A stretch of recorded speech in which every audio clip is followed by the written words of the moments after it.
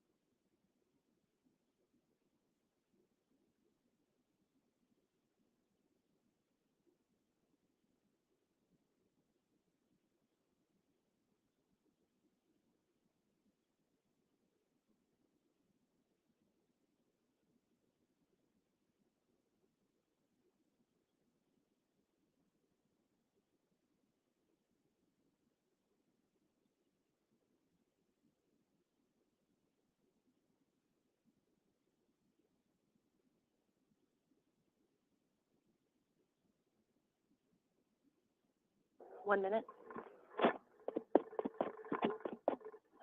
Excuse me, those who are remotely connected, we'll be starting the meeting in a minute. We are waiting for one more for a quorum.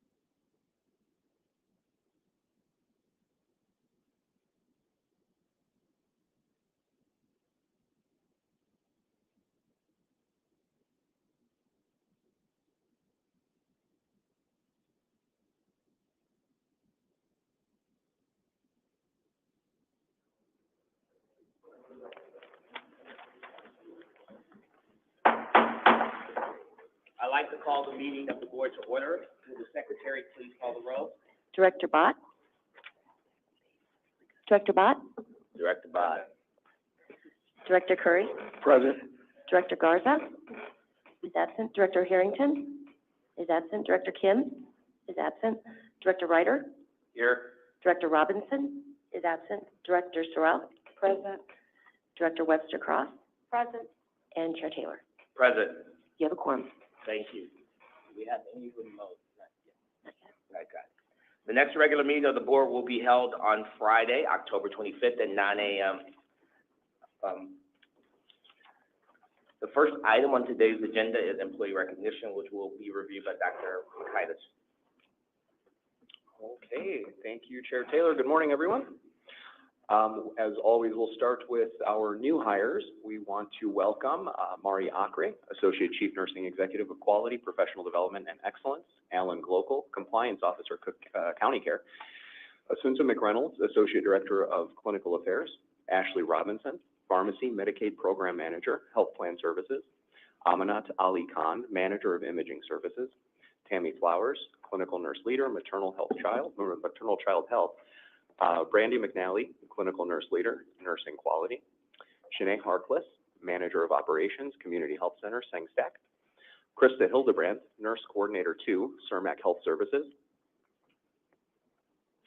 Aaron Virgo, Grant Administration Manager, Ping Lu, Process Improvement Manager, Quality Assurance; Christina Neris, Clinical Documentation Improvement Manager; Ronnie Espinoza, Manager of Operations, Network Diabetes and Endocrinology Program; Carmel Rutacchio,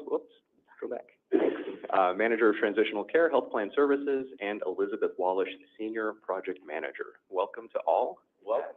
We will also congratulate some of our leaders who earned promotions in the last month. Chun Feng, Chair of Department of Radiology; Rami Dukey, Medical Director, Cardiovascular Service Line; Candace Gunby, Community Engagement Manager; Sophia Kozlowski, Grants Administration Manager; Jasmine Chavez, Manager of Operations, Surgical Specialty Clinic; Tanisha Brewer, Senior Manager of Complex Care Management; and Rahab Kiari, Senior Manager of Complex Care Coordination. And we have a few recognitions, and if you're in the room, please stand so we can applaud you. We have several CCH nurse leaders who were recognized at this year's Illinois Organization of Nurse Leaders Conference. Dr. Jackie Witten, our Chief Nursing Officer for Scroger, earned the Innovative Nursing Leadership Award. Peter Sessi, our Director of Patient Flow, earned the Rising Star Award, and in addition, we had an abstract submitted called Decreasing the Discharge Time by Josephine Reed and Cherie Spencer, which earned second place. Congratulations. Congratulations, well done. So we have stars and rising stars. We absolutely do. We also want to congratulate Dr. Tom Nutter, as well as the entire Office of Behavioral Health, for being recognized with the Hero Award at Threshold Health 2024 Annual Gala.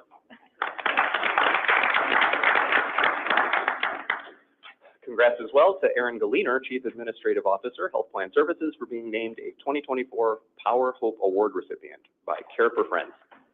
Well, and congrats as well to Pam Casera, our Chief Financial Officer, who was recognized by Becker's on their list of Women's Health System CFOs to know. Well.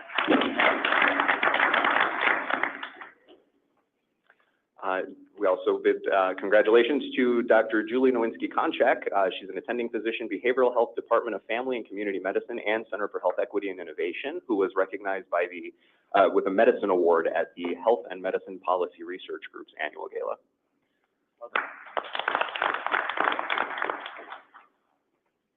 We also want to celebrate the start of our ion robotic bronchoscopy program. We did our first cases on September 24th. This is new cutting-edge robotic equipment that allows our clinical team to do minimally invasive biopsies on suspected lung cancer nodules with fewer risks of complications. Thank you and congratulations to the multidisciplinary team that's got this going for us.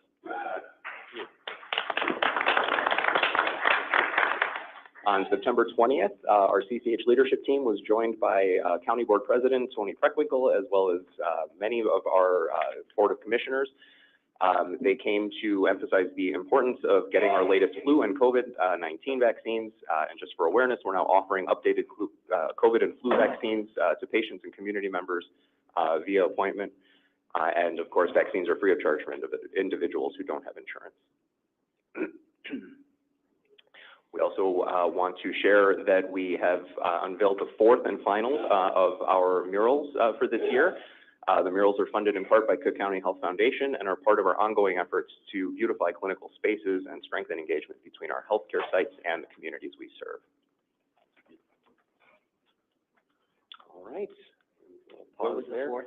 Dr. Turner, let me, hold on. I'm sorry. Let's see, we had, we don't have Wing with us. We had Cermak, I'm trying to think where I went.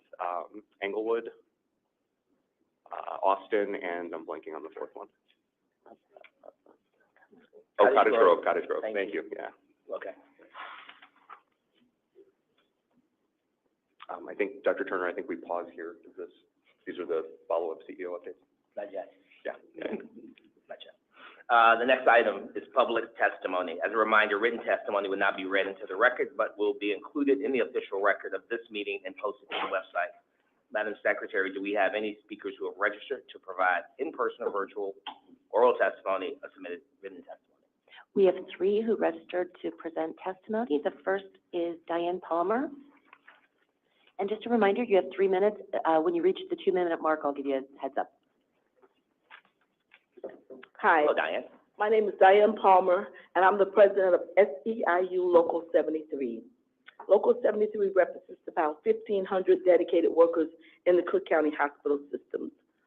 Our members who consistently go above and beyond are the backbone of our hospitals, ensuring cleanliness and quality care for patients and their families, despite facing staffing issues that force them to do more with less support.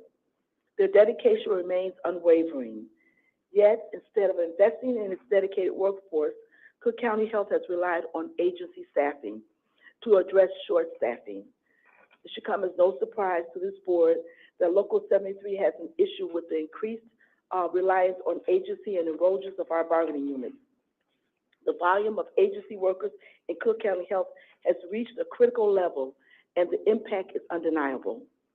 While there are countless examples I can provide, I want to draw your attention to a couple of departments that highlights the union busting taking place. The Environmental Services Department had 10 fewer budgeted positions between fiscal year 23 and 24. Yet the number of agency workers increased astronomically. According to our research, there are 31 vacancies in environmental services, yet 90 agency workers in the department. Our research shows a decrease in budgeted positions for this year in the dietary department, 10 vacancies between cooks and food service workers, and at least 40 agency workers. There are 16 vacancies in lab, but the department is overrun with at least 100 agency workers. In the transportation department, there are 4 fewer budgeted positions, 6 vacancies, and close to 40 agency workers. I could keep going, but you understand my point. Local 73 believes the volume of agency workers and union positions, coupled with the severe delays we face from Cook County Health HR to resolve issues, is a concerted effort on the part of CCH to erode our bargaining units. I want to close by addressing another sensitive topic, the lack of accountability for those agency workers.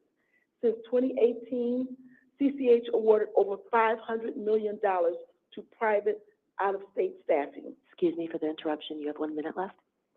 To companies with records of wage theft, sexual harassment, and other worker rights abuses. I was recently made aware of severe sexual harassment allegations involving one of our staffing agencies. That this board continues to approve large contracts with. While I won't go into the details of my public testimony, I hope Cook County Health agrees with us that there is zero tolerance for sexual harassment of any kind. This most recent incident shows the lack of accountability and control that CCH has over the thousands of agency workers working in Cook County Health. Local 73 is eager to partner with you to ensure Cook County is an employer and provider of choice. I'm calling on this board to be accountable for this situation and provide a sustainable pathway forward. Together, we can make a difference here at Cook County Health. Thank you.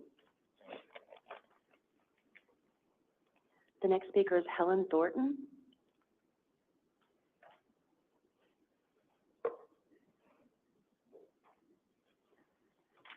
Good morning. My name is Helen Thornton, and I'm a regional director at AFSCME Council 31. I'm here today because we are concerned about the large number of agency staff working in AFSCME positions. For example, there are currently 61 agency workers doing AFSCME Clerk 5 duties, and there's a little over 48 agency workers doing ASME third-party billing. This is not acceptable, and it is eroding our bargaining units. Members of the board, these are union jobs that should be done by union workers. We stand willing and ready to work with CCHS to protect the positions and to ensure that union jobs are performed by union workers. Thank you. And the final speaker is Jason Jones, who is connected remotely. Mr. Jones? Morning. I hope everybody's having a good morning. I'm here representing Local 200. I'm president of Local 200 for RWDSU. We're here on the same cause and the same plight as SEIU and ASME. We have contract workers that are working our human resources job and our administrative services job. Right now, we have more contract workers than we have budgeted FTEs in that section. But we're set to have a decrease of 4 more staff positions lost in the next fiscal year. We have come to the county in order so we can continue to work together and sign a new MOA, which they have refused to even come to the table to negotiate a new MOA, so that we continue to make sure that we have the staffing needed to make sure that the company runs. And this is just another showing of how the lack of respect for the unions is given. So we're asking for our help here, and we're asking that we stand together so that we don't continue to erode the union. Thank you. Thank you. Thank you, and that concludes the public testimony. Thank you all for your testimony. Next, I'd like to entertain a motion to allow Director Harrington to remotely participate in this meeting as a voting member. Do I have a motion? Move to have Director participate. Second. Thank you. The motion has been made and seconded. Is there any discussion on the motion? All in favor? Aye. All opposed? Thank you. The ayes have it. The motion carries. The annual meeting business will be deferred to the October board meeting. So we'll move to the board and committee reports. The minutes of the August 23rd board meeting are being presented for your approval. Are there any corrections or revisions to be made to the minutes, directors? Hearing none, I'd like to entertain a motion to approve item 5A, the board meeting minutes of August 23rd, 2024. So moved. Second. Thank you. The motion has been made and seconded. Is there any discussion on the motion? All in favor? Aye. Aye. All opposed? Thank you. The ayes have it. The motion carries. Next, Director Ryder will review the CEO Search Special Committee meeting minutes on behalf of Director Garza. Thank you, Mr. Chairman. The CEO Search Special Committee convenes on January 18, 2024, and recessed into a series of closed meetings to discuss the recruitment of a permanent CEO for the Cook County Health and Hospital Systems. On August 23rd, 2024, the Special Committee adjourned its closed meeting and took action in an open meeting by recommending approval, subject to the advice and consent of the Cook County Board of Commissioners, of the appointment of candidate A to the position of Chief Executive Officer of the Cook County Health and Hospital System, pursuant to the compensation package discussed in closed session. Mr. Chairman, if there are no other questions, the minutes are being presented for the board's approval at this time. Thank you very much. I'd like to entertain a motion to approve item 5B, the meeting minutes of the CEO Search Special Committee convened on January 18th, recessed and reconvened August 23rd, 2024. So moved. Second. Thank you. The motion has been made and seconded. Is there any discussion on the motion? All in favor? Aye. All opposed? Aye. The ayes have it. The motion carries. Director Ryder, you're up again. Director Ryder will now review the Finance Committee meeting minutes. Mr. Chairman, the Finance Committee met on Thursday, September 12th at 10 a.m. The next meeting of the committee will be held on Thursday, October 17th at 10 a.m. The committee considered the following action items, which are included in the minutes. We conditionally approved 12 contracts and procurement items. Number 5, 6, 8, and 10 are pending review by contract compliance. On the screen, you'll see the contractual requests from the Finance Committee meeting whose fiscal impacts are greater than $1 million, which are highlighted for your information.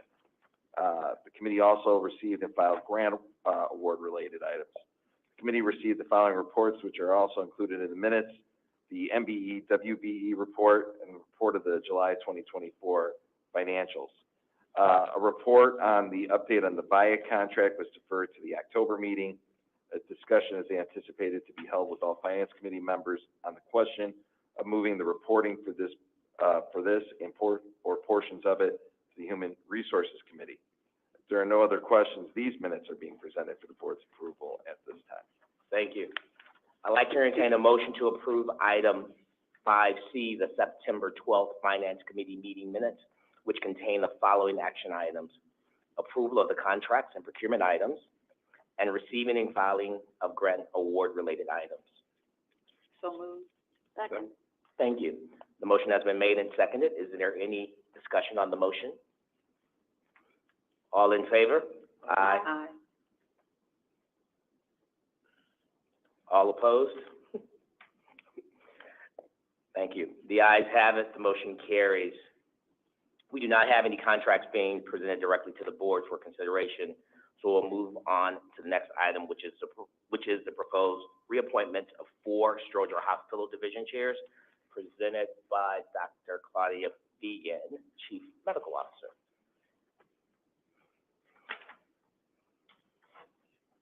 Welcome, Claudia. Thank you. Good morning, directors. Morning. Good morning. So I have first, Dr. Abayomi Akintoran, who is being reappointed as the Chair of the Division of Pediatric and Intensive Care. Dr. Abayomi has been with the organization since 2001. He was trained as a house staff here, and he did a residency and fellowship at Lutheran General in pediatric critical care, as well as a fellowship in pediatric anesthesia. Recommend for him to be reappointed. Next, I have Dr. Rami Duki, who was to be reappointed as, he's being recredentialed and reappointed as Chair of Cardiology, but as you heard earlier, he's now been appointed as the Medical Director of the Cardiovascular Service Line.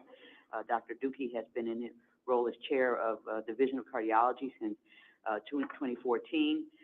He received his medical degree from Rush and his medical degree from Aleppo University, and then got a master's at Rush and did a cardiology fellowship at Cook County, where he was also had served as a chief resident at Cook County. The next person is Dr. Elizabeth Marcus, who is chair of the Division of Breast Surgery. And Dr. Marcus has been with the organization. She trained originally at University of Michigan.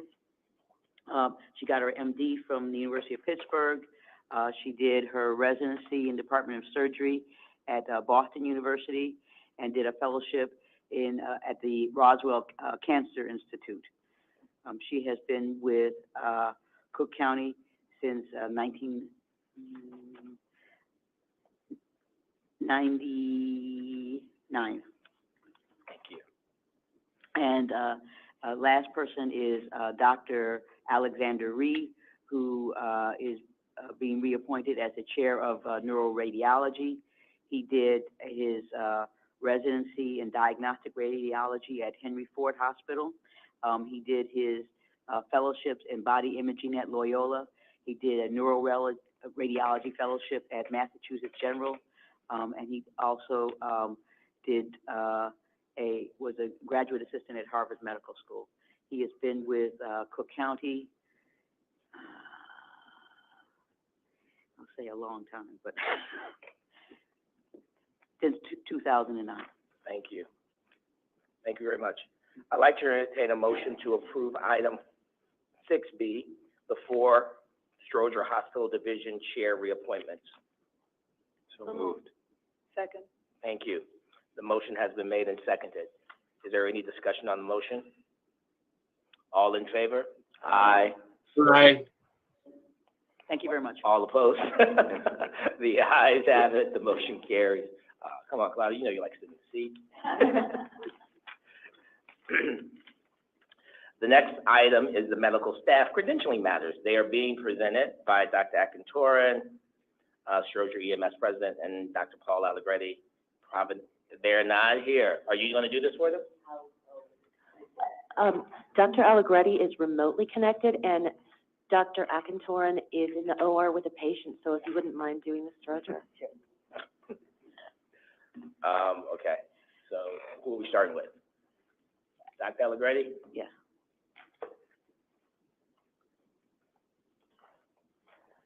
Dr. Allegretti, can you hear us?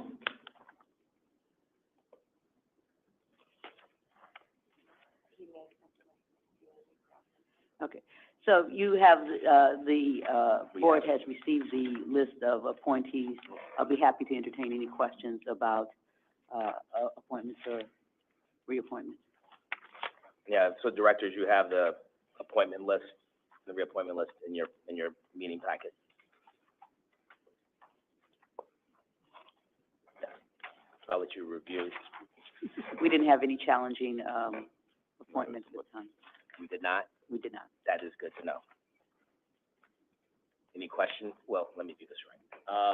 I'd like to entertain a motion to approve item 6C, the proposed Stroger Hospital and Provident Hospital medical staff appointments, reappointments, and changing. So moved. Second. Thank you. Now, is there any discussion on the motion? Any questions? I'm sorry. The motion has been made and seconded. Is there any discussion on the motion? Hearing none. All in favor? Aye. Aye. Aye.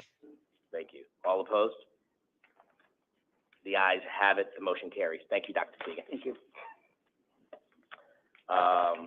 Thank you. The next item is a report from the interim CEO, Dr. Eric Makaitis. Thank you, Chair Taylor. Good morning again. We are going to start with a operational improvement story from our Provident team led by Dr. Turner. And then we'll do a deep dive into a strategic plan update with Andrew Gibson after that. Thank you. Welcome, Dr. Turner. Yes. Good morning, Good morning. Director. Dr. Arnold Turner, Chief Hospital Executive, Provident Hospital, Cook County. I want to share the results of a project we had at Provident to address improving access to colonoscopy for colon cancer screening. We did this in collaboration with the Division of Gastroenterology by following their priority tier group.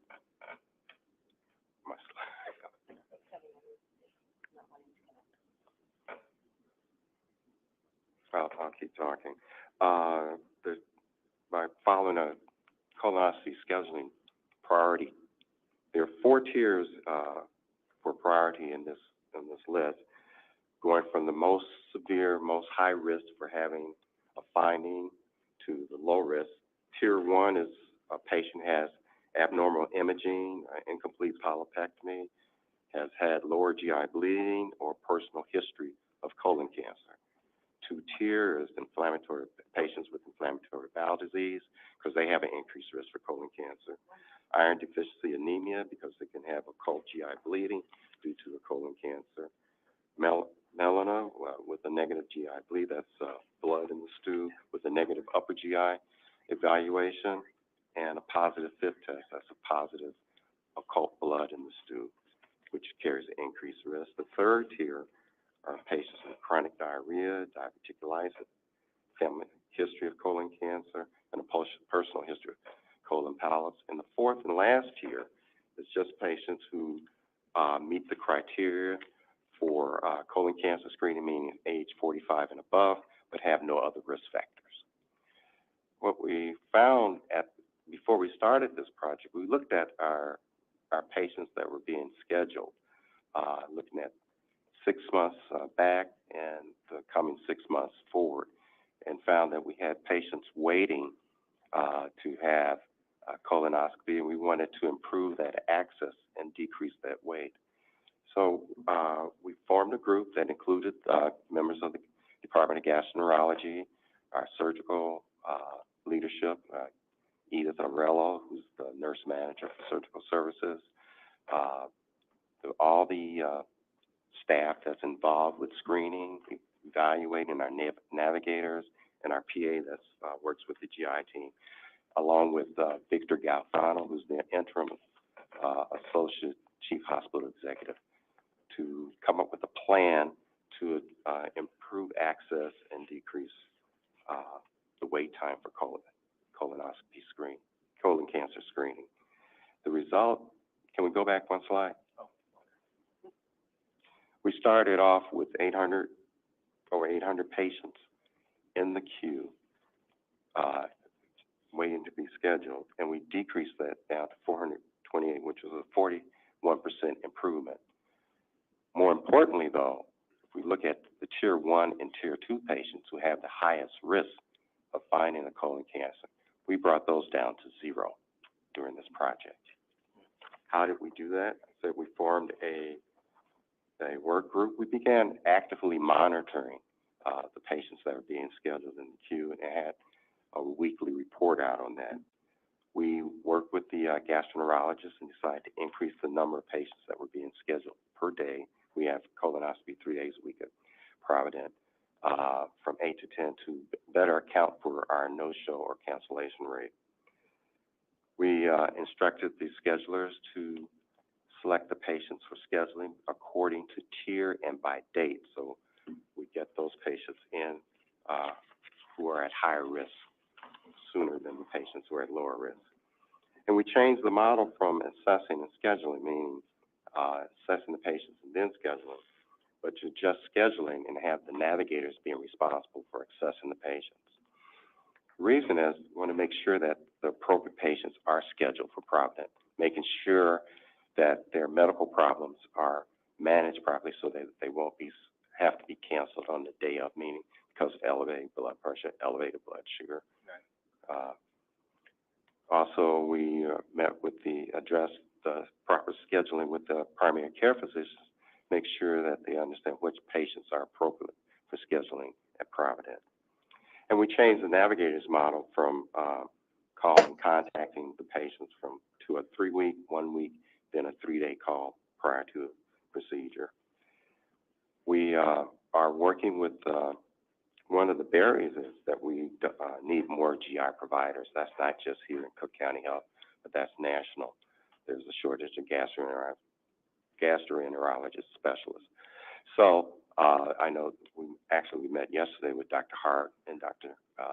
Simi Gandhi, the division chair of gastroenterology, to talk about ways to even improve off of what we've already done as far as looking at making changes in our current workflow,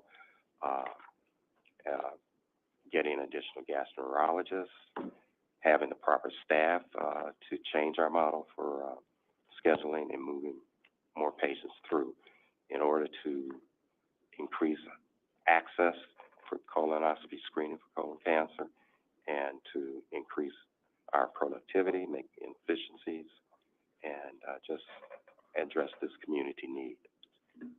Thank you. Thank you. Director, there's additional information on utilization and also the approach in your board meeting packet. Do you have any director? Don't go yet. Director, do you have any questions or thoughts? Thank you, Director Bott.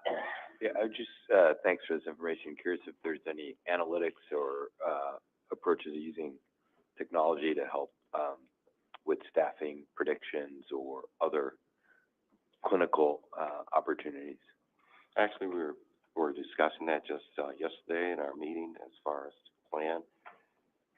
We sure in the future we can introduce some technology, particularly talked about AI as far as contacting the patients, giving instructions and things like that. So clarification, so when you were saying you're reviewing ahead of time which are at risk, is that done individually by hand, like you're individually reviewing tiles? Currently it is. Okay. And I know technology has a solution for that. Yeah. Thank you. I'll go yet. Directors, she does not want to be in the seat. Directors, do we have any other questions? Just appreciate the work. We appreciate the work. Thank you very much. Thank you. All right. All right, we'll have Andrea Gibson give a strategic plan update now. Welcome, Andrea. Good morning, directors. Good morning. Good morning. Andrea Gibson, I'm the Chief Strategy Officer. I was last before you in May to give a strategic planning update, and so I know periodically I come back and share kind of progress.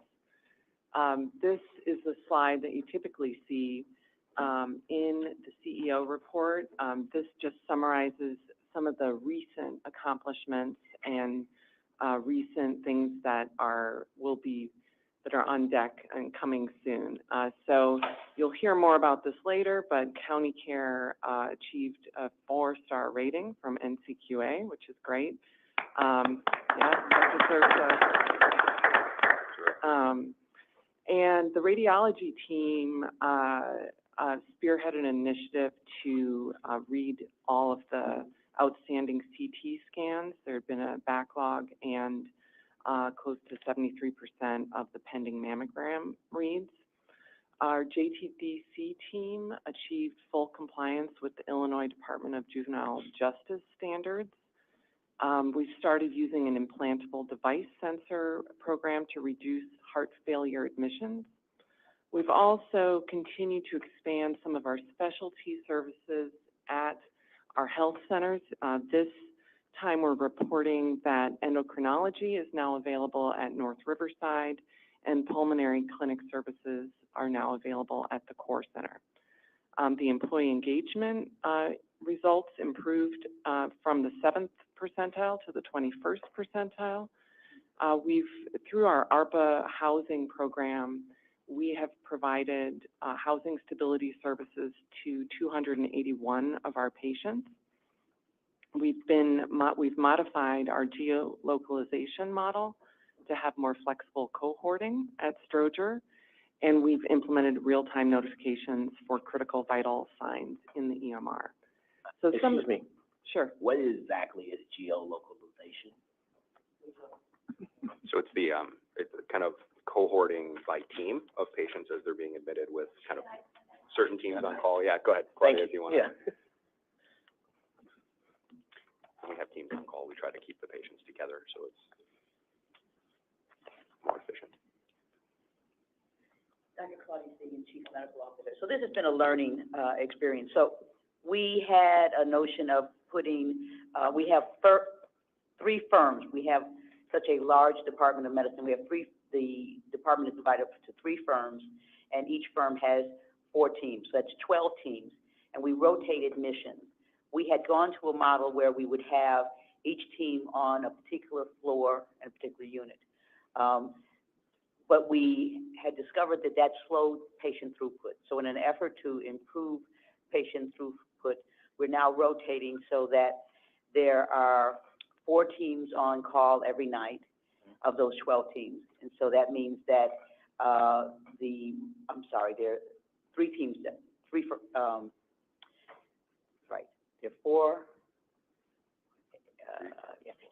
4 teams on call.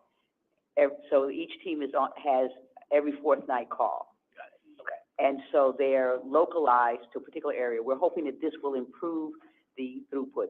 So if firm A has a red team, a green team, a blue team, and a yellow team, then a different color is on for each firm every night. And as a result, they are admitted to a particular area of the hospital. And what we found was when all of the teams were admitting every night, there was not an incentive to discharge patients because they were just going to get another patient. So this every 4th night really motivates the teams to improve throughput. And we localize the teams so that the nurses will know the doctors. So they will know all of the docs who are on firm A. Firm A green is always on the 7th floor, on 7th South, then they know who that is. They know who to go to when they have questions. So the geolocalization is to try to put the same team in the same location, and so that there's better communication between the physicians and the docs. And part of that was changing our call schedule so that they are admitting every 4th night, and so they're motivated to decrease their team size before they're going to be on call again. And I think, Dr. Fegan, we're already seeing a a downturn in Yes, the length of stay. I think it's we were working. 7.5, we're down to low 6s now. Yeah, Thank you, yes, thank you. I know it's a little complicated. No, it was a big word, and I'm like, okay, tell us exactly what that is. That's right. Thank you. And there's a whole team here, so as we go through this, we might call others up, Okay. depending on, like, I certainly couldn't have gone into that detail on the geolocalization. So some of the things that are coming soon, I will say that a few of the things we've actually just accomplished, so they need to be shifted over, but we drafted this, before they were complete. But just to highlight, some things that are coming in the coming months, we have been working with University, Illinois Health to establish a transplant clinic here that would streamline, transplant services for our patients to be received at UI Health. So that'll be going live in December. We're establishing a pain clinic at Provident this fall. CCDPH has been working with the Stroger team to develop a good food action plan around the meals that are prepared here at Stroger. The nursing strategy retreat actually took place on Wednesday this week to look ahead for look at the overall CCH strategy and build a specific one for nursing that supports the organization's goals. The completion of a Stroger Wellness Lounge, I actually think that may have already been completed, but that is anticipated imminently. If not, then the behavioral health team and CCDPH have been collaborating on a workforce symposium for behavioral health workforce, and that is next week. It was already mentioned that the Ion surgical robot had a go live recently. Provident received an additional almost $300,000 in surgical equipment to begin orthopedic procedures. And two of the projects that are coming up are replacement of eConsult and also a denial management project launch that's underway. Andrew, 1 second. Dr. Peters, do you have any readout or any high level you can share with us from the nursing retreat? Thank you. I was there too. Okay, and Andrea, and I just like rotating people in the No, seat. that's okay. We're a team. Good. Yeah, we get to the, I'm sure you'll give us a detailed report at some point, but high level readout from the nursing retreat? Yep, we were together because we want to make sure that the nursing strategy plan is aligned with the system strategy plan. The highlights, over 125 nurse leaders and the frontline staff attended. Okay. This is the first time we are bringing our frontline staff nurses to be part of this discussion because they are an integral part of our team. So the highlights actually, what is the future of workforce? We talked about technology integration, AI used to really optimize the nursing workflow, along with the technology integration to improve the quality. Lots of discussion regarding data collection and analytics because the managers are there to make the change, but how do you support that? The second big discussion piece was nursing excellence journey. We celebrated so much accomplishment as a team. And you hear that, right? I talk about all nurse sensitive indicators improvement. Now we are setting the next stage. We as a system all agreed to move on a pathway to excellence journey. And that will be, all the entities will be providing, submitting applications soon. So there is a healthy competition going on among the entities who is going to be the first one to receive that nursing pathway to excellence. If we get it, I believe you will be the first one to do it in state of Illinois. So that's a good thing, right? So, and also, we also did a SWOT analysis. That was very important for us to really understand what's going on. So from that, we will be building our strategic plan at the system level, entity level, because, we cannot have the acute care strategy plan fit in with the community health care plan. So each one will be building. And what we like to also take it down at the unit level And the ultimate goal for each clinician should talk about the priorities for the system, the nursing, and their role, so we can all, be on the same page. So that's kind of the highlight. People love the botanical garden. I want to say, Dr. McCarty, thank you. Lots of people work together to get us there because they feel like they were recognized as well as it's important. And also Andrea, we did it together, so thank you. Well, and I'll add on one comment. I have worked on 3 strategic plans in this organization, and in each plan we talk about going on the magnet journey or pathways to excellence, and it was nice to see that this is the first time we really had some progress towards shared governance in a lot of the elements of that plan. So it's nice to see that come to fruition. That's good. Thank you. Thank you, Mr. Chair, and thank you to both of you and your teams. That was helpful to hear and glad to see that progress. I had a few questions, which I don't know if I'm tracking whether it's happened or not, or if there's interest in it. Joint Commission Health Equity Accreditation, NCQA Health Equity Accreditation, and given the state's change around postpartum coverage for new mothers, what's any programs related to sort of the longitudinal support of mothers over the course of the year, from 6 weeks to, and this may be something that Aaron and team from County Care are thinking about as well, but. Excellent point, Dr. Budd. Actually, when we talked about health equity, right, because looking at our population, the quality is the piece where we took it, how do I say it nicely, like that was not the focus, right? So now the focus of providing same level of care that actually address the health equity, especially the maternal child division. We are seeing the growth, and also we are talking about the support that we can build once they go home from 6 months to 1 year, because if you look at the maternal mortality related data, that first to 1 year is so important. So we will bring that to part of that women and children strategy and build all the way down. We also saw a number of nurses who really interested in getting out to the community and serving the community needs. So lots of activity in the level of education, creating educational service at the churches or community centers and things like that is part of it. Thank you, Dr. Peters. I will highlight that we have 2 directors that are both nursing, both educators and providers at different entity level of the community on the board. So I'm sure Dr. Webster Cross and Dr. Sorrell will be resources for you.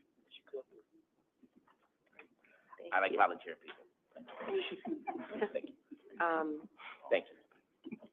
So the rest. Andrew, maybe we can quickly do the workboard slides. Yeah. So the presentation, there's detail for you on each of the pillars and things where we've made progress since May.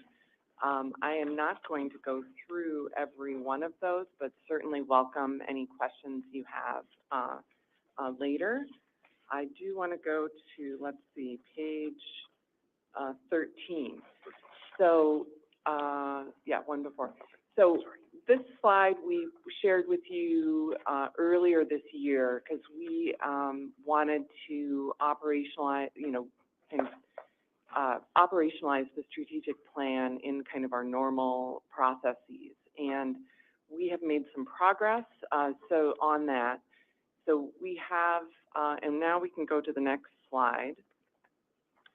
So the prior slide showed that our goal was to have all of the strategic plan information in a system and to look at it routinely and update it, set milestones throughout the year. This is the type of thing. I'm not showing these graphs to go through each item, but we have this in our system, which is a workboard system. These are OKRs, and we have ways of monitoring progress. So for example, the service lines of neurology, cardiovascular, cancer, women and children, we have a quarterly meeting where we go through what their objectives were for that quarter and if they hit those results. And we can start by looking at a dashboard like this.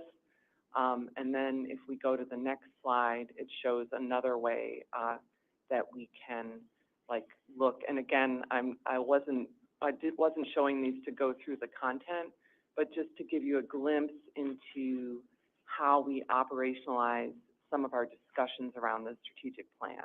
And Dr. Makaitis has also requested that we routinely, the senior leaders, review each of the pillars, the progress. So we look at this at different levels in our organization, and we all are using the same system. So we can go to the last slide.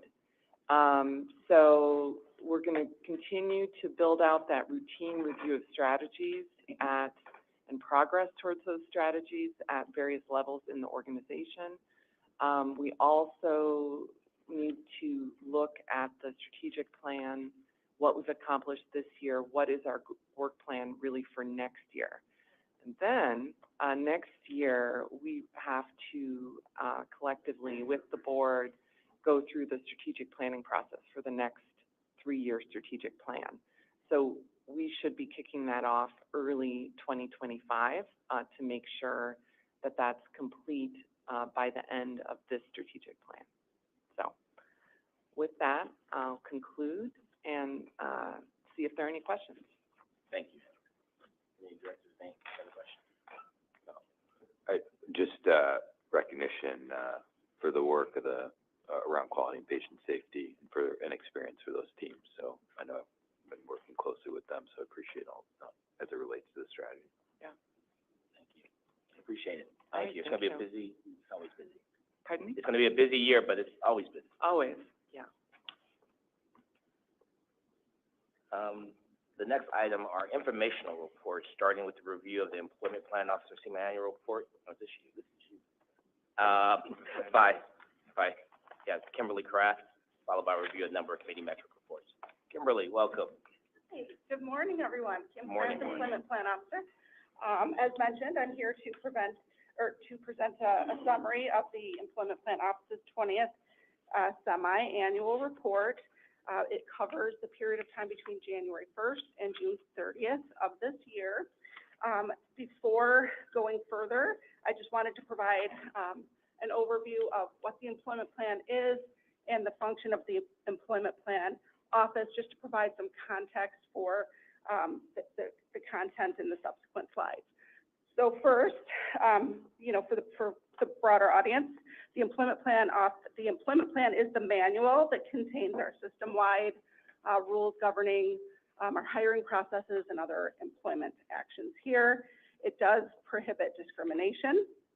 It contains proactive processes and procedures included to prevent the opportunity for discrimination to occur. Also requires transparency. Again, this is, there's a lot of documentation requirements. This is how we demonstrate compliance with all of the applicable requirements and demonstrate that we're making lawful decisions here. It also requires us to honor all collective bargaining agreements. The Employment Plan Office is a team of Cook County Health employees who oversee and support compliance with the employment plan. And so the bullets below kind of provide a summary of what we do here. Very importantly, we prepare training materials and conduct trainings to ensure that all of the employees at all levels understand what the employment plan and supplemental policies require and how to comply, as well as, very importantly, the resources that are available to support them as they perform the duties that are required of them.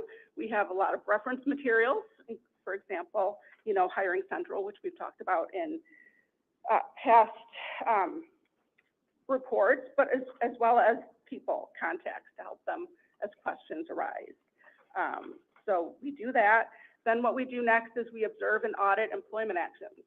We want to assess compliance. This allows us to provide guidance and support along the way, but also we do have a transparency requirement, including things such as reporting to the board and issuing our semi-annual reports. So we do observe and audit for those purposes, but also because we are responsible for developing strategies and procedures to achieve compliance. So as we see things, we can improve trainings, create additional trainings or job aids, things such as that. So that is also a big part of why we observe and audit. I did talk to you about the responsibility to issue semi-annual reports. That's one of the transparency-related tasks assigned to our office.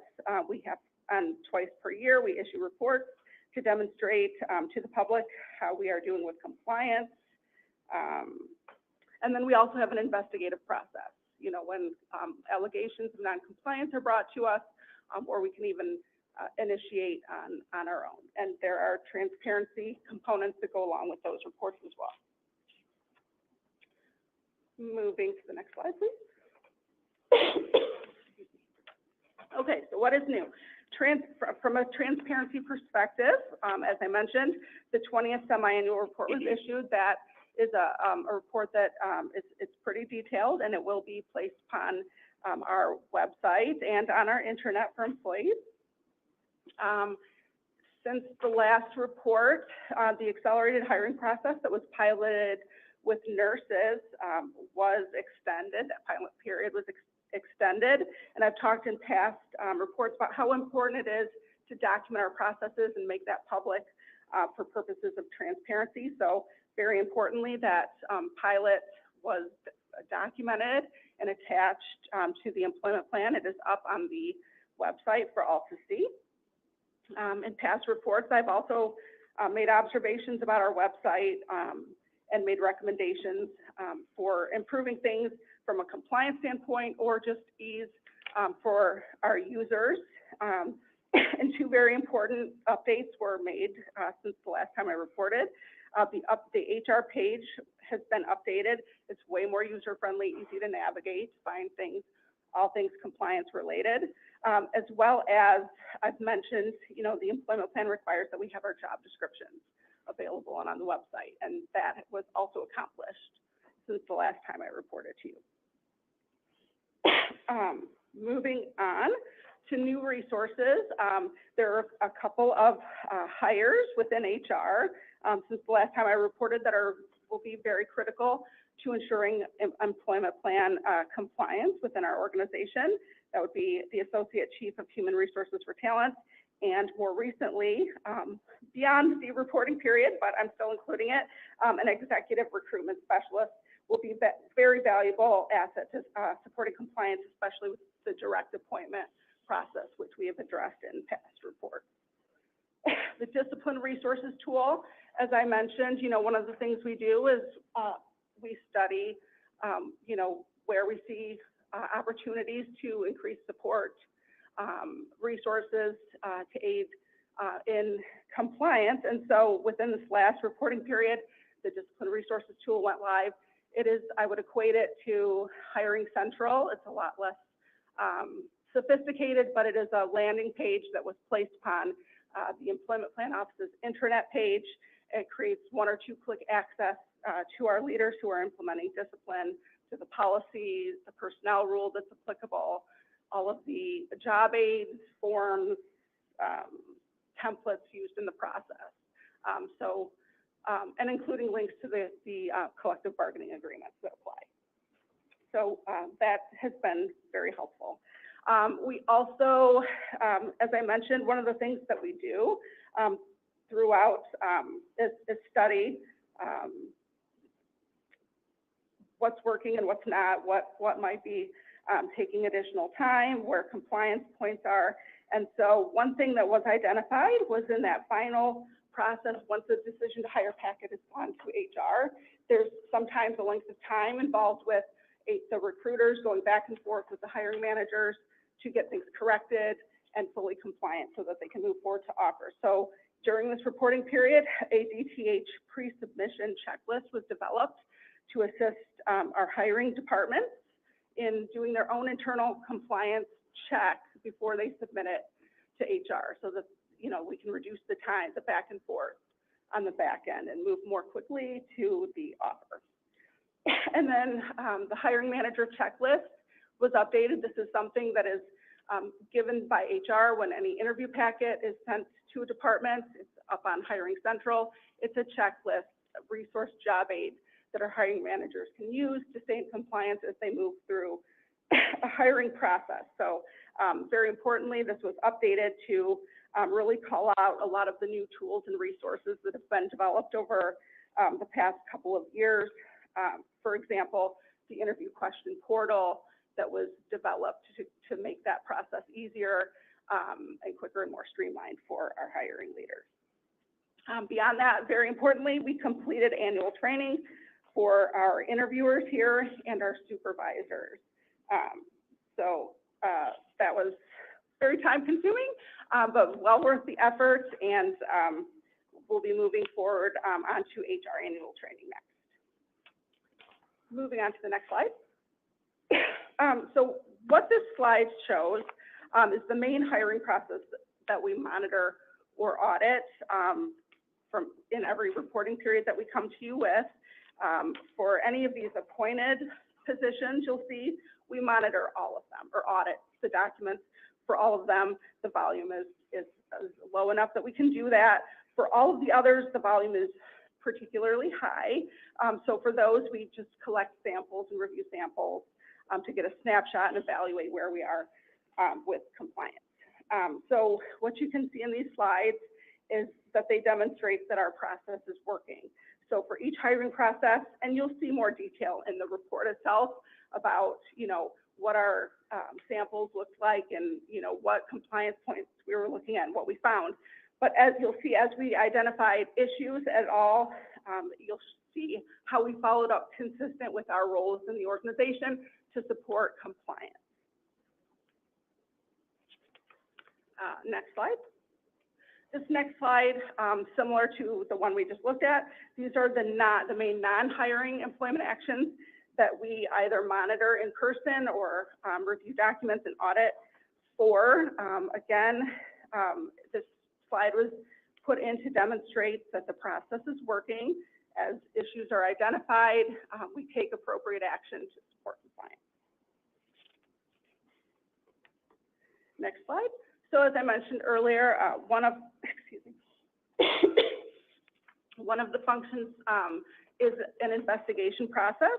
Investigations can be made to us, or we can open our own investigations when there is an allegation that any of the employment plan provisions or supplemental policies provisions have not been adhered to. So this chart, I came to you in early 2023. We mentioned at that time we had a backlog of age complaints that had kind of built up over time because of long-term short staffing in the department, as well as the competing priorities that came with the pandemic and the Great Resignation. And so this board did ask that we place priority on closing out our investigations. And so we have done that consistently since that time. And in the report itself, there is a chart that shows, the dates that each have been opened that still exist. And so we do still have a handful of aged complaints, but we're getting very close to being fully caught up. So at the beginning of the reporting period, we did have a carryover of 46. In that time, we opened 8 new investigations. We were able to resolve 42, issued 1 incident report. We did not sustain the findings of the complainant, but we did identify some opportunity to improve the process that was involved, and we made some recommendations with that. That does trigger a response from Human Resources, and that response is pending, so I can address that in the next report. But as of the close of the reporting period, the open count was 12. So very happy with that. So down from 130. Yes. How did you do the that? beginning of 2023. I would have to give credit to Andrew Dresser in the gallery. He's been pushing ahead very hard on those. Thank you. And finally, what is ahead? From a transparency perspective, again, as I mentioned, it's very important, excuse me, that we have a fully comprehensive employment plan, everything documented up on the website for the public and all of us to see. So, over time, as I mentioned, since the pandemic and the, Great Resignation, there were a lot of either pilots or other temporary, provisions that were, approved, and put into place. Those still, you know, need to be documented in the employment plan. We did get that pilot accelerated process put in, but there are some others that still need to go in. So, we would expect that that would happen, and I will be able to report on that in the next time we meet. And then the website, I mentioned that there have been a lot of improvements of the website, both from just the ease of use and coming into compliance with some actual plan requirements. One thing that's still open at this point is we've made some recommendations in the past to support compliance with HR's quarterly reports. Some of the data fields aren't present in the current report. So we've been working with HR to kind of provide feedback to get that up to speed. And I do believe that significant gains were made in the reporting period. That report hasn't been put on the website yet for me to evaluate, but some technological challenges were kind of making it more onerous and just challenging to get all that data together. And so I think there's been some great strides in that since the last time we met.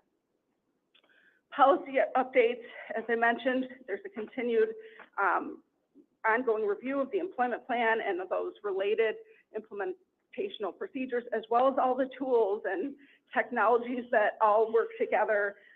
You know, we want to make things as good as they can be, to be as efficient and reduce that time to fill. So there is ongoing work on that, as well as on the horizon are some updates to the supplemental policies. We've made recommendations for opportunities for improvement in past reports. This has been on the radar of HR, and they've been working on that. And although it was after this reporting period closed, I'm going to just let you know that draft materials have started rolling in. So, and we've already started providing feedback to HR on those that have come in so far.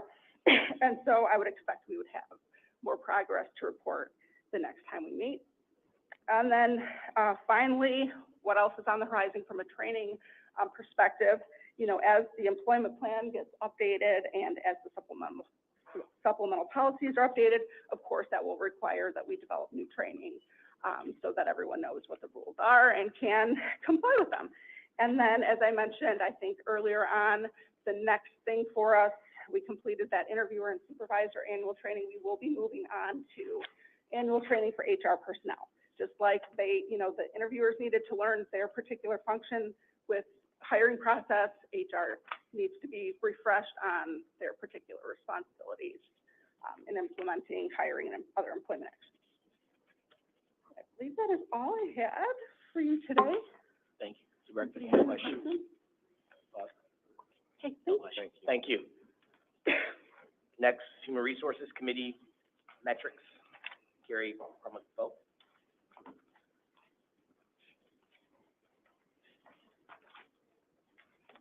Good morning, everybody. Good morning. Okay, so these are standard metrics that we provide as we continue more data cleanup, as well as hiring processes coming to completion. Our numbers are decreasing, so we have currently 1,162 positions in the HR recruitment or talent acquisition team, and over half of those are within the interview, decision to hire, and offer stages. Next slide. So we have filled a total of 826 positions year to date. So and this is through August 31st of 2024, with a net new gain of 193 positions, meaning those are the gains when you account for our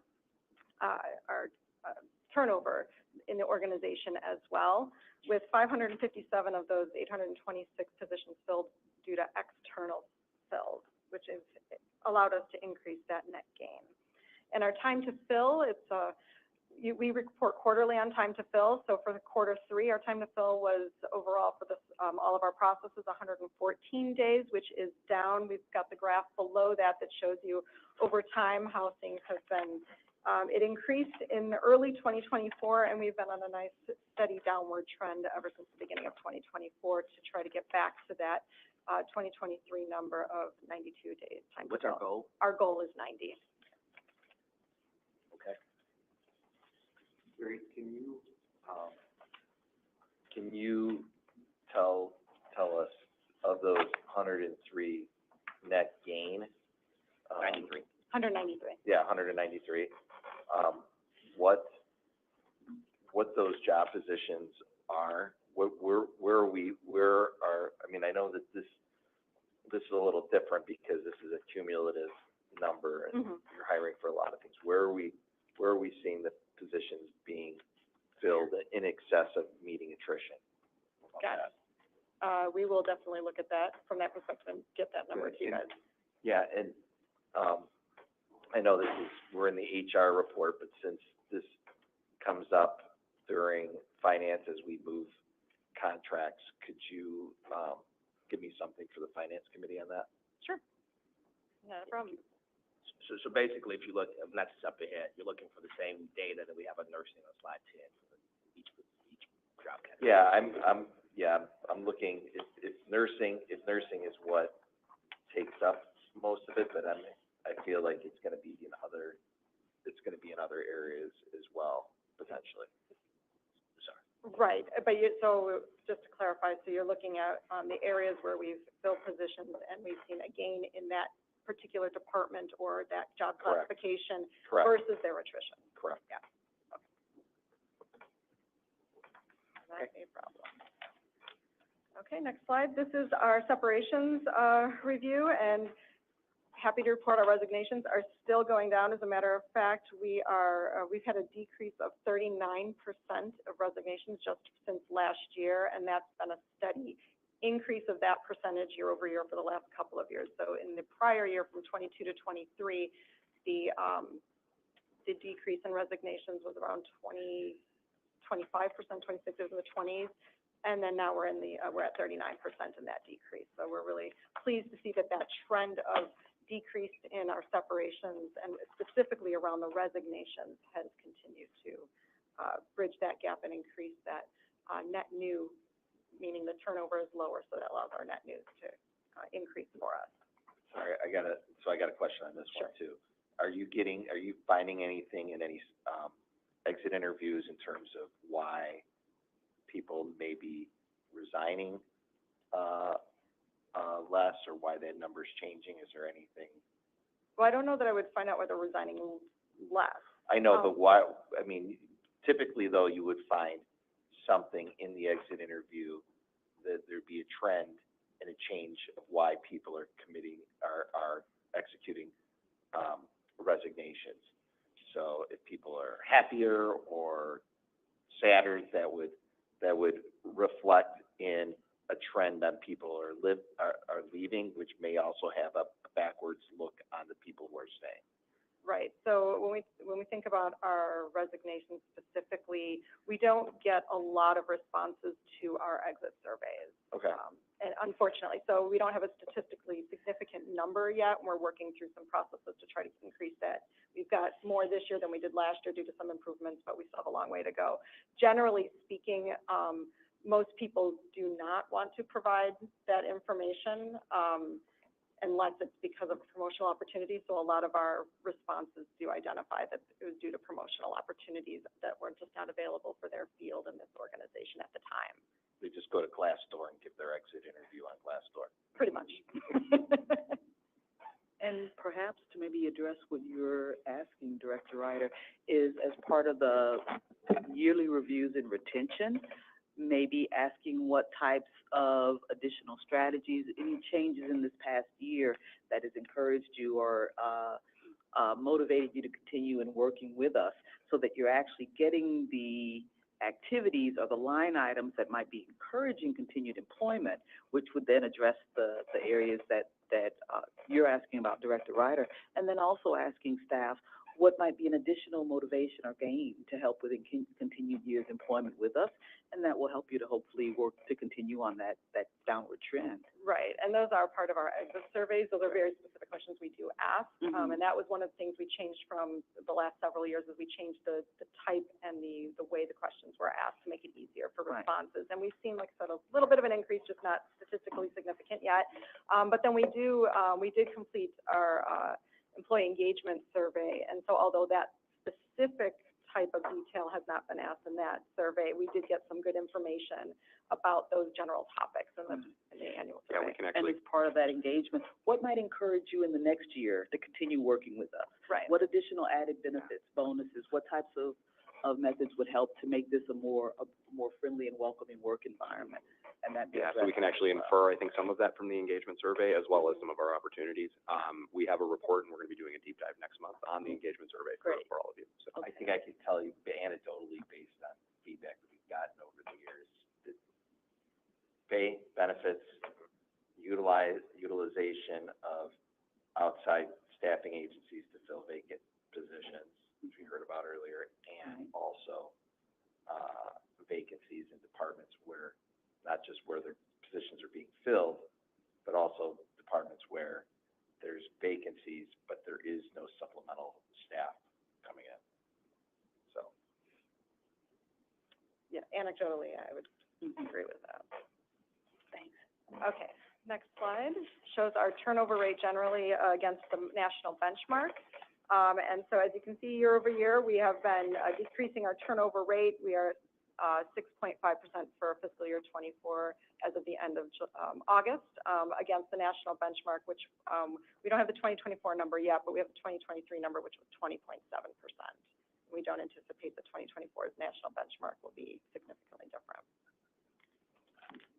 On the next slide, we have our ARPA update, since we did our final push of ARPA positions through the end of August, and this actually runs into September. So although the date did not change at the top of the slide, it says August 30th. This actually goes into, I believe, September 10th, when the final numbers were generated, and we were able to fill 99 positions out of the 118 that are listed as were up for filling and completing through September. Although the remaining positions are no longer being worked as ARPA positions, the funding was not lost and was put into different programs, so that it got transitioned into different programs. All right, hiring fairs. So this slide is actually not different for you from the last time I reported.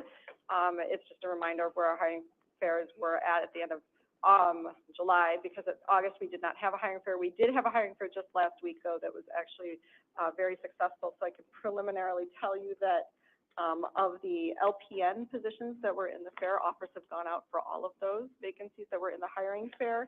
The hiring fair focused on clinical nurses, LPNs, and pharmacy technicians. And so we had 181 attendees, and 22 offers went out, and 18 of them were accepted that same day.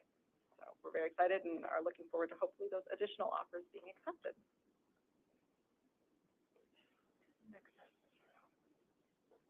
So we move on to nursing recruitment data. This is our hiring velocity and attrition slide. Shows where our progress has been, and as you can see, we are still making good progress on filling our nursing positions. We, especially if you look at the second to last bubble on the right at the top where it says plus 81, that is our net new hires for nursing. And if year to date last year, at the same time, we were at negative 45. So we've made some significant gains when it comes to our nursing hiring velocity.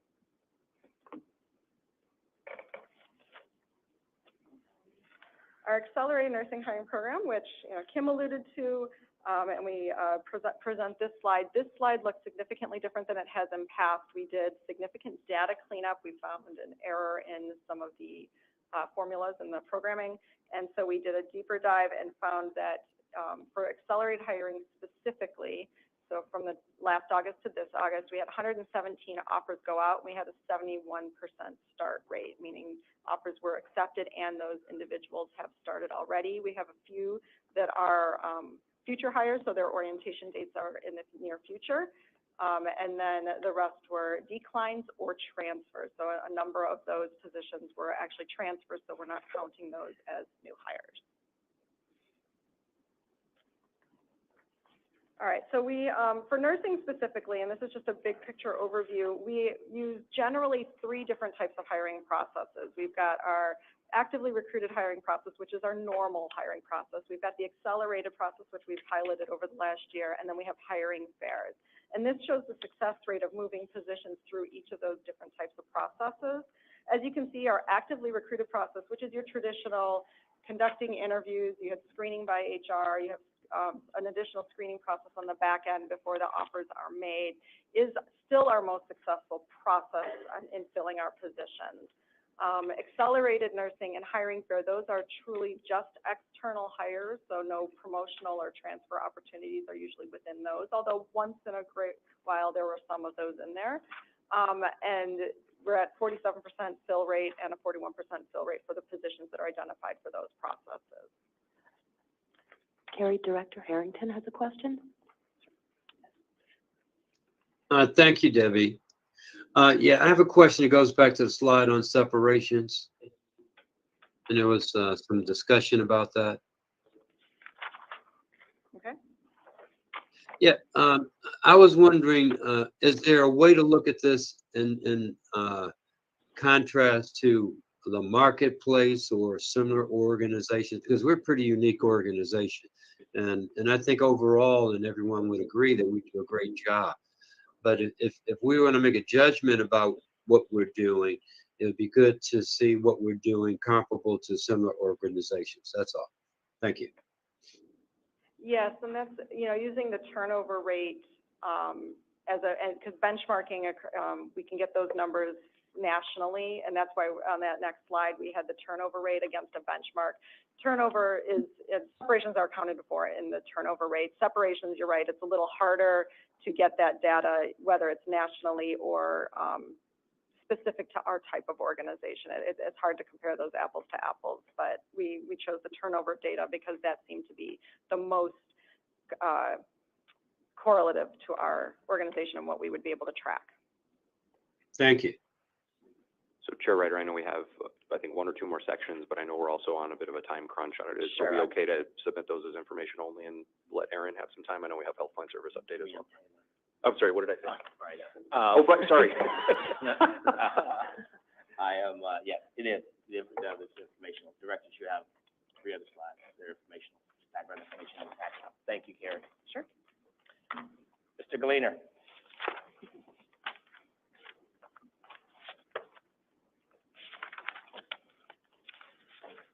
I didn't think I was running that. I'm sorry about that. I'm looking at him and yeah, there you go. Sorry. Good morning, directors. Morning. Morning. I'm pleased to start off today by announcing that County Cares earned a 4-star rating from our NCQA health accreditation body. Thank you. That places us in the top 20% of all Medicaid health plans. And we are one of only 2 Illinois MCOs that have earned this 4-star rating. So I want to take a moment to acknowledge all of the great work from the County Care team, really day in and day out that's required to get here. So we're excited about the future and continuing to drive these scores and sustain them over time. So, Mr. Gleaner, could I add a comment now? This is significant, spending 44 years in that space on my own. To give some context in terms of the numbers, there were 1,019 plans that were rated this year. Of that number, only 5 were ranked of 5, 3 commercial plans, 2 Medicare plans. When we get to the 4 and the 4.5, it's a very elite club, a very small number. And this year, that entrance door was very narrow. And, it goes without saying that the movement that the plan made, County Care itself, into that group is extremely significant.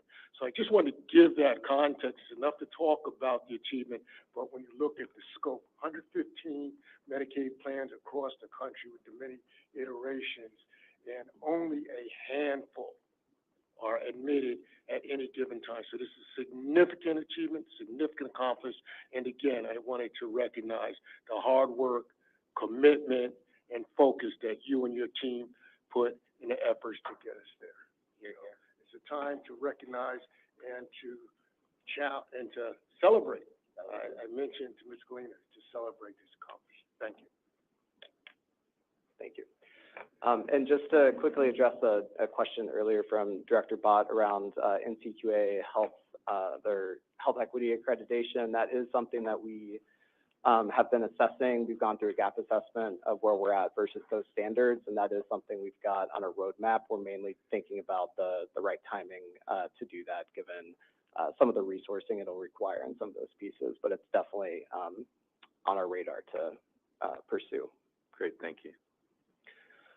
With that, I'll jump to our standard metrics, starting with membership. We're at 417,000. This is a decrease from the prior month, which I'll talk about here in a couple of slides. The next slide shows our market share data. We're at 34.2%. This is stable from last month when you saw this data. This is still June 2024 data. The state has not yet published an update. The next slide shows the trend of the overall market on the right versus the county care membership on the left. You can see we were tracking the overall market until the HBIA and HBIS membership started joining the plan in January through April, where we saw significant increases in membership, and now we've continued some of the declines due to redetermination. We're at the point where we're pretty much through the redetermination really large wave, and so we expect to see membership really stabilize at this point going forward. The next slide shows our membership versus budget. As we have been throughout the year, we're still significantly exceeding our budget, again, driven by the increase that was not anticipated around the HBIA, HBIS members, as well as higher retention rates than expected when we did the budget last year. The next slide shows our retention rates. I'm really happy to show that we've, again, had a retention rate north of 90% for the second month in a row. We've been around 84 to 85%. As we're seeing some of the volume of redeterminations come down in the given month, we've been able to drive some of the success rate up in redeterminating members. So we're hoping to continue that trend, but that's I think at this point, a really strong result. For context, this, back before the pandemic when redeterminations were happening, we were in the 85% range for successful retention. So we're outperforming where we were, versus that benchmark. Next slide shows a membership broken down by population category. What I really want to highlight here is that bottom line, the HBIA and HBIS members. This is the first month that we have the data of retention for members going through the redetermination process. The state put all HBIA and HBIS members through the RED process at the same time. There was a couple deadline extensions, but August was the final deadline. So you can see we see a significant impact on that membership in particular. This really is a pivot point for us because we now have 90 days to outreach, engage these members, and get them reinstated into their coverage. Once we pass that 90-day window, they're no longer able to re-enter the program. So now that we have the specific list of who's lost coverage among this population, we can target all of our outreach towards that approximately 6,000 members and really try to drive that engagement and assistance. The next slide shows our operations metrics.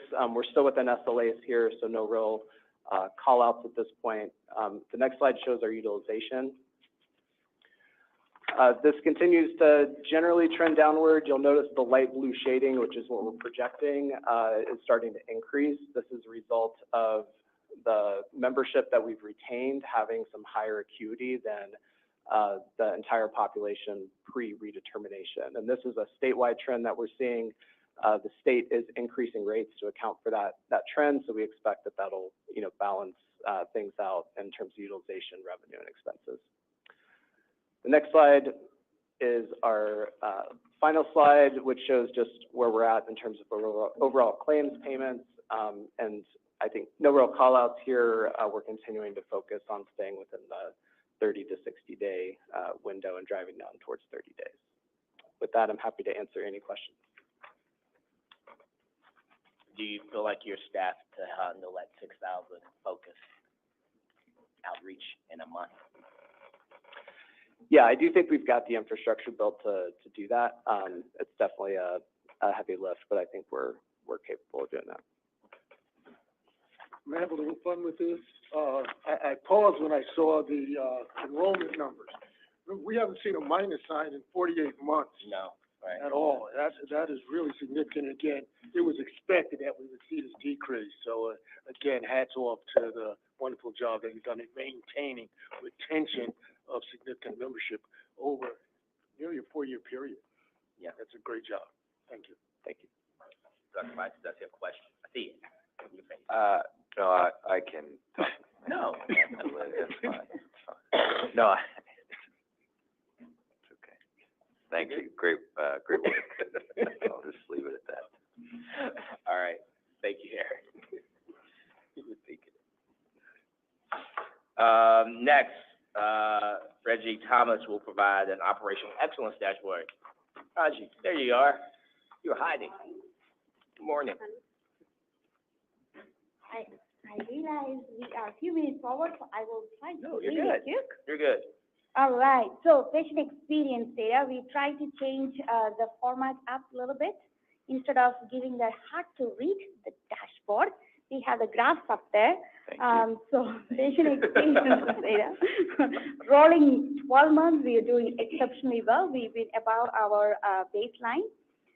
For monthly top box, communication with nursing domain, the last 2 months showed a teeny tiny dip. However, the numbers have been holding really steadily high for the past several months since the beginning of this year.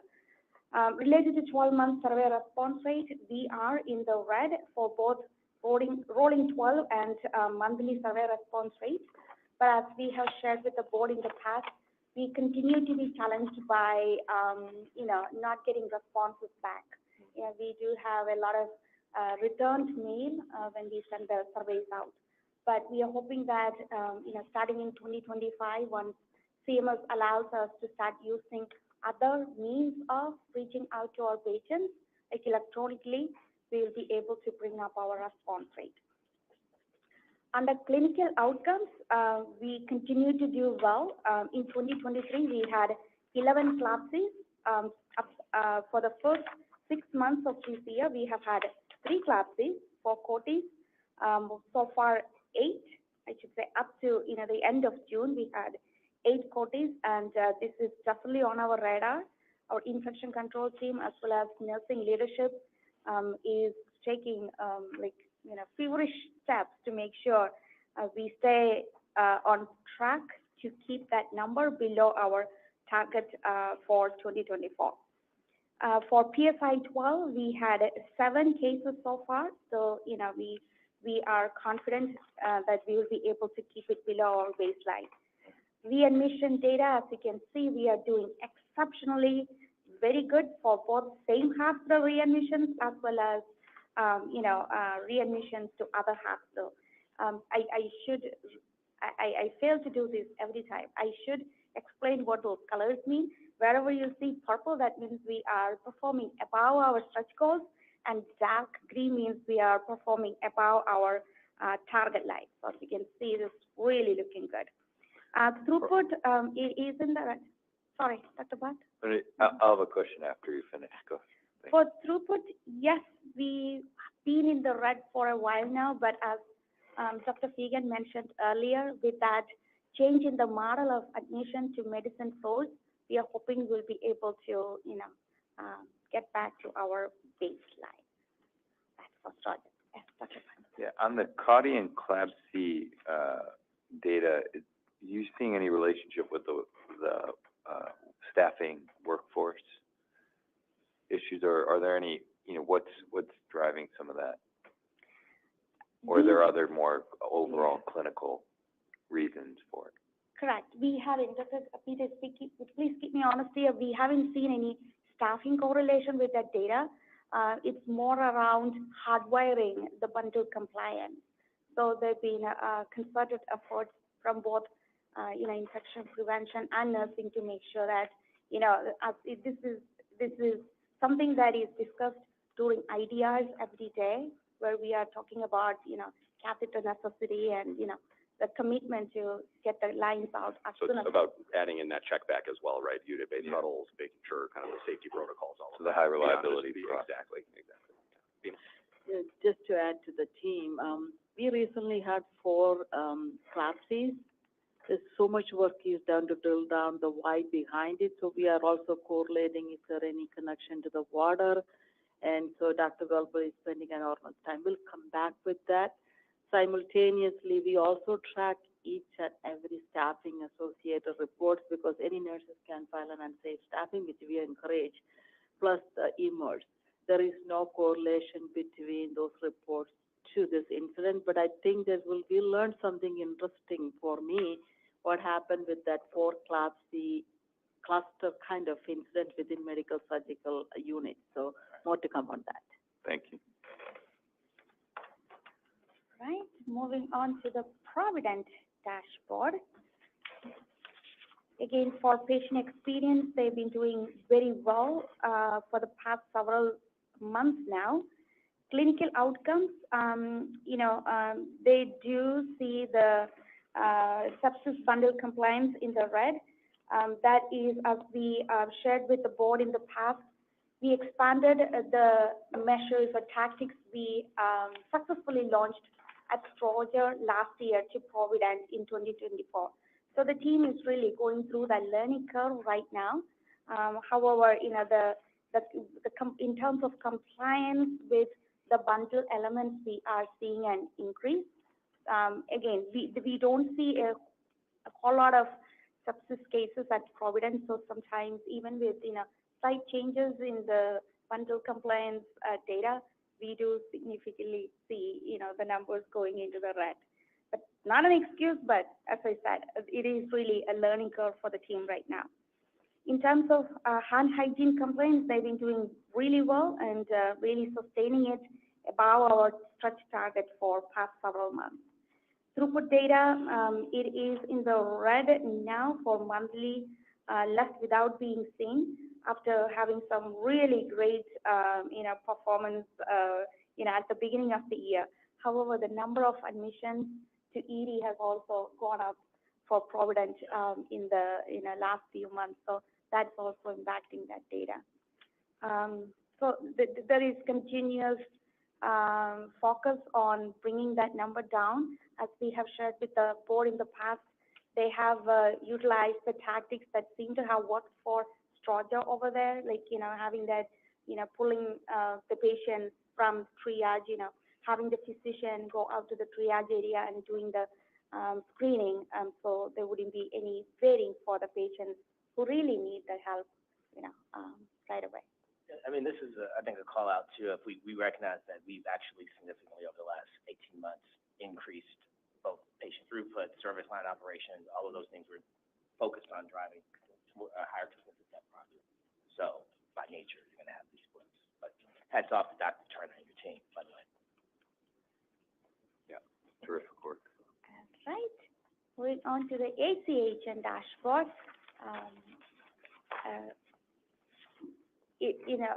For the patient experience domain, we've been doing really well. Again, we introduced a new metric for ACHN this year around the CLER, the frontline responses to questions and concerns from the patients. That number has been really holding up. So kudos to the ACHN team and also for taking on that extra metric, which we knew wouldn't be an easy metric for them to, accomplish. So that's great work. Debbie, would you mind going to the next slide, please? Thank you. And also for HEDIS measures, as you can see, they've been consistently performing really well. As the teams are starting to think about 2025 goals, they are thinking about Now that they have sustained their success for these measures, what additional measures they can take on. So excellent work over there. Excellent work, thank you. Any questions? All right. Thank you for the great Thank you work, very hard much. work. Thank you all for the informational reports, really appreciate it, and for SECMEC's overall update. We really appreciate this. I noticed that, you know, we had a lot of reports tonight. If you might have noticed, I know we don't have a big audience here, but the staff, thank you for your engagement. I mean, we had a lot of things going, and I think, look, it is noticed and recognized, quite frankly. I was just reflecting back on the level of detail that's productive versus just detail provided to the board, and the dialogue. And so it's really appreciated, because we're seeing actually the work and improvement that has happened. If, you know, directors, you reflect back, you can see it just like a year ago. So thank you all, we really appreciate it. I actually think now, are we finished? Yes, we are. Yes, we have something else. The board will now be going into closed session. Action is expected to be taken in open session after the discussion in closed session. Therefore, I would like to entertain a motion to go into closed meeting pursuant to the following exceptions to the Open Meetings Act 5 ILCS 120-2 C1 2 11 12 and 17. So moved. Second. Thank you. The motion has been made and seconded. Madam Secretary, please take the roll call vote on the motion. Roll call vote on the motion to go into closed session. Aye or nay? Director Bott? Aye. Director Curry? Aye. Director Garza is absent. Director Harrington? Aye. Director Kim is absent. Director Ryder? Aye. Director Robinson is absent. Director Sorrell? Aye. Director Webster Cross? Aye. And Chair Taylor? Aye. You have 7 yeas and 3 absent. Thank you. The yeas or ayes have it. The motion carries. Thank you. So if we can clear the room quickly so they can get into closed session. Thanks. Thank you all again. Have a great weekend.